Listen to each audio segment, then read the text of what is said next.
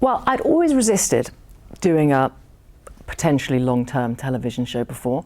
I'd never really read a pilot that made me think, if I were lucky enough for this to run, will I want to be in it? And I've always ended up saying, not really. But when I got this one, it's not often you get offered the Queen of England. And I think it was the attraction of it being a television show which is very current, very of the moment, but also just harkened back a little bit to the days of Dynasty and the glamour of an hour TV show, which I don't think we've seen for a while. So it was the combination of that, the fact that it would shoot in England, and just really the fun of it that made it irresistible in the end.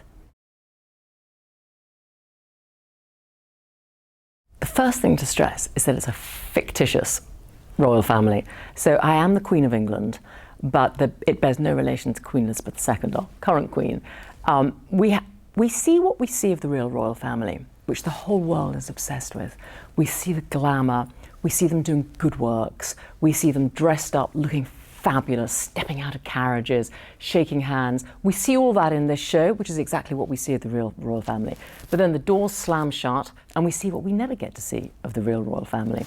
So this is when the fiction really takes over, because of course we have no idea what goes on behind their closed doors. We've never seen it, but in this we get to see it.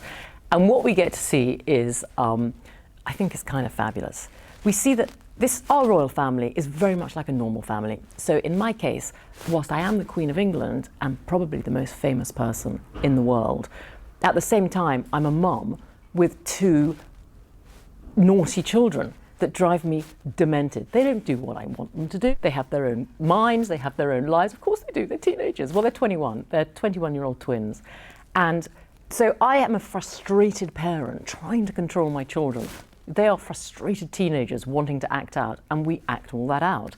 And as well as sort of, running the world at the same time. So we get a very good combination of stuff going. She's very much in charge. She's the woman in charge.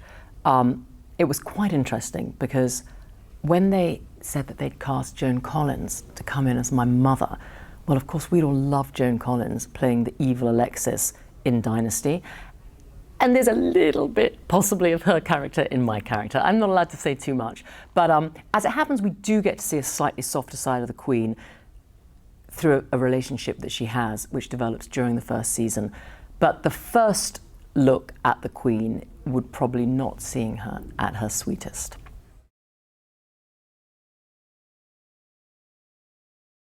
I think the fascination with the royal family is worldwide.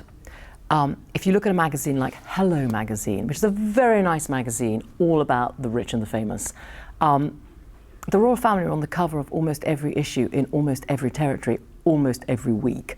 People love it. And I think what they particularly love right now is that there's some younger people at the helm. It's like when Princess Diana fever took over the world. Now people love Prince William and his wife. And people really love that. So our family is younger and more glamorous, possibly, than the reigning monarchs we've been used to seeing. The guys who play my kids are just fabulous. They're in their early 20s and they're just great. And those are the people I think that the world would be fascinated by if they were the real royal family. So I think every territory will be absolutely fascinated with how we perceive a royal family could be like behind closed doors. And I think to get the glimpse into the other side, while still getting the pomp and the circumstance, is something they're going to find irresistible.